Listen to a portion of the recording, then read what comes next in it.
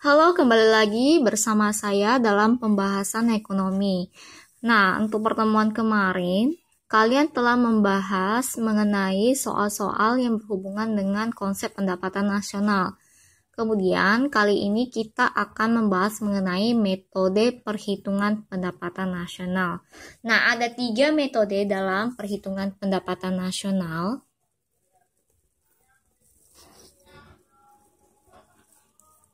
Yang pertama itu ialah metode pendapatan. Nah, metode pendapatan ini rumusnya adalah Y sama dengan W plus R plus I plus P. Nah, P ini biasanya juga sering disimbolkan dengan V. Kalian pasti tahu V ini, lambang V ini. Y itu apa? Y itu pendapatan dari kata yield. W itu wages atau diartikan upah. Nah, wages ini biasanya ada juga yang mengistilahkan dengan salary atau gaji. Kemudian R ini adalah rent atau sewa. Lalu I itu interest atau bunga. Kemudian P itu profit. Profit atau laba, atau nama lainnya juga untung, sama. Oke, jadi kalau misalnya ditanya bagaimana cara menghitung pendapatan nasional dengan metode pendapatan, berarti pakailah rumus ini. Y sama dengan W plus R plus I plus P. Biasa disingkat URIP. Gitu. Nah, coba saya beri angka bagaimana cara perhitungannya. Misalnya ini, anggap saja ini 50 M ya, miliar. Ini 10 M. Ini dalam rupiah ya. 5 M. Ini 20 M. Oke. Nah, berapakah pendapatannya? Ya udah, pakai saja rumusnya W plus R plus I. Karena di sini udah ada semua informasinya, wages, rent, interest, dan P. Tinggal dijumlahkan saja semua. Nah, tinggal dijumlahkan semua 60, 85 miliar. Jadi, Y-nya pendapatan nasional dengan metode pendapatan itu hasilnya adalah 85 miliar. Tinggal dijumlahkan saja semuanya. Kemudian, metode yang kedua adalah metode pengeluaran. Nah, metode pengeluaran rumusnya adalah Y sama dengan C plus I plus G plus X kurang M.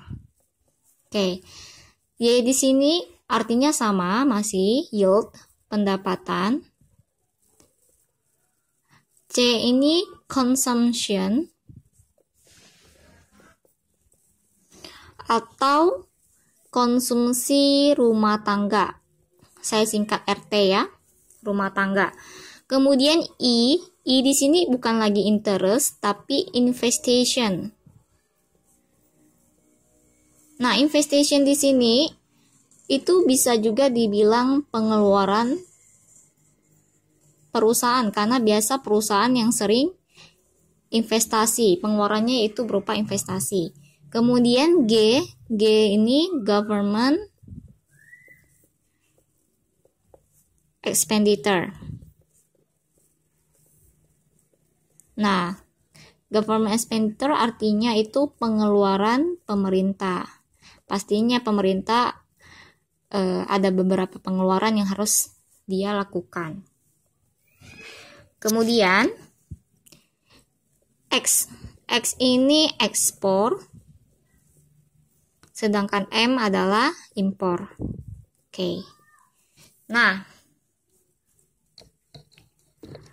X kurang M ini itu biasa juga disebut dengan istilah net ekspor atau net impor, juga sama saja. Net ekspor dengan atau net impor sama saja. Ya. Jadi kalau misalnya ada istilah net ekspor, berarti dia sudah merupakan hasil dari X kurang M, ekspor kurang impor. Oke, kita coba misalkan kita beri angka. Misalnya ini 30M, 20M, 10M, ini juga 10M, ini 5M. Kita pakai angka kecil saja biar lebih mudah dipahami. Oke, ada informasi seperti ini, sudah diberi informasinya, lalu kita diminta untuk menghitung pendapatan nasional dengan metode pengeluaran. Nah, pakai saja rumus ini.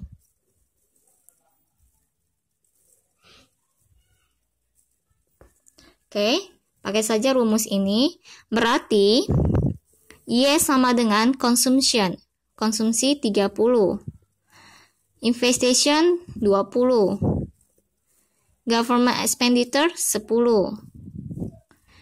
Kemudian ekspor kurang impor 10 kurang 5. Hasilnya adalah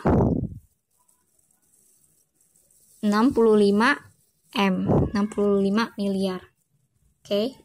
Nah, kalau misalnya ada soal langsung saja mengatakan ini net ekspor misalnya itu 8M. Oke, net ekspor 8M. Tidak ada informasi mengenai ekspor dan impor lagi, tapi langsung saja net ekspor. Berarti ini langsung aja kamu pakai 30 tambah 20 tambah 10 tambah 8M. Karena net ekspor di sini kan sudah hasil dari ekspor kurang impor. Oke. Berarti hasilnya 68M. Ini misalkan contoh. Contoh ketiga. Tadi ini ekspor ini lebih besar dari impor. Bagaimana kalau misalnya sekarang ekspor ini lebih kecil daripada impor? Misalnya ini yang 5M, ini yang 10M. Oke, berbeda kan? Ekspornya 5M miliar, sedangkan impornya 10 miliar. Oke. Berarti kondisi ketiga begini, berarti kan sama aja soalnya ini 30 plus 20 tambah 10 tambah 5 minus 10. Oke. Nah, 5 minus 10 ini pasti hasilnya kan minus 5, ya enggak? Nah, ini plus ketemu dengan minus, ini pasti hasilnya juga minus. Ini kan ada di aturan matematika ya, plus ketemu minus, pasti hasilnya minus juga. Jadi, tinggal langsung ditambah kurangkan. 30 tambah 20 tambah 10 kurangi 5. Hasilnya adalah 55M, 55 miliar. Nah, ini kondisi kalau misalnya ekspor lebih kecil daripada impor. Paham ya? Kemudian yang ketiga,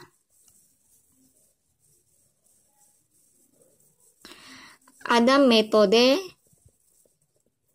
produksi. Ya, ada metode produksi. Bagaimana itu metode produksi? Jadi metode produksi ini caranya yaitu Y sama dengan penjumlahan dari nilai tambah semua sektor produksi. Ya.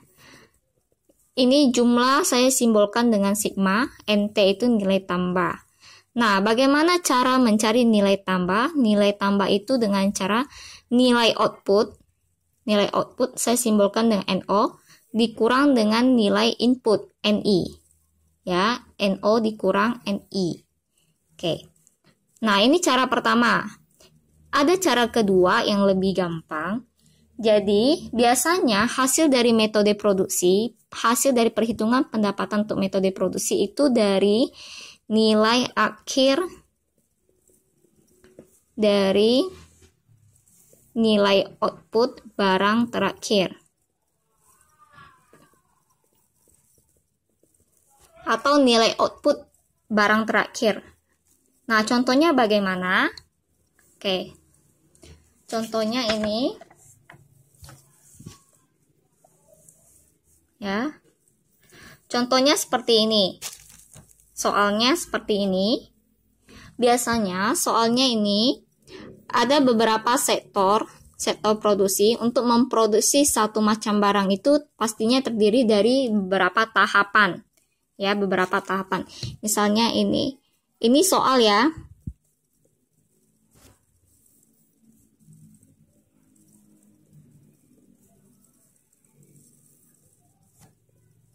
Nah, ini sudah ada jenis barangnya, nilai input, nilai output. Nah, yang akan kita cari adalah nilai tambah. Kita mesti mencari nilai tambahnya. Bagaimana cara mencari nilai tambahnya? Dengan cara nilai output dikurang nilai input. Nilai output kurangi nilai input. Nah, 200 kurang 0, 200. 600 kurang 200, 400. 800 kurang 600, 200. 1000 kurang 800, 200. Kalau kita jumlahkan, semuanya adalah 1000. 1000. Oke. Nah, coba kita lihat. Tadi metode produksi juga bisa dicari dengan cara itu diambil dari nilai akhir dari nilai output barang terakhir, atau maksudnya adalah ini nilai output dari barang terakhir, yaitu 1000. Ini kalau memang benar-benar baju di sini adalah barang terakhir. Biasanya lebih baik pakai cara ini nih, dengan cara mencari nilai tambah, karena jawabannya lebih pasti. Nah, berikut adalah beberapa metode perhitungan pendapatan nasional. Jadi ada 3 metode pendapatan, metode pengeluaran, dan juga metode produksi. Semoga kalian paham dan mengerti. Jika ada pertanyaan, boleh kalian tanyakan. Kemudian jika kalian ingin screenshot, ini saya sediakan. Oke. Untuk men-screenshot. Oke. Nah, kalau misalnya kalian ingin screenshot soal ini juga, oke, silakan.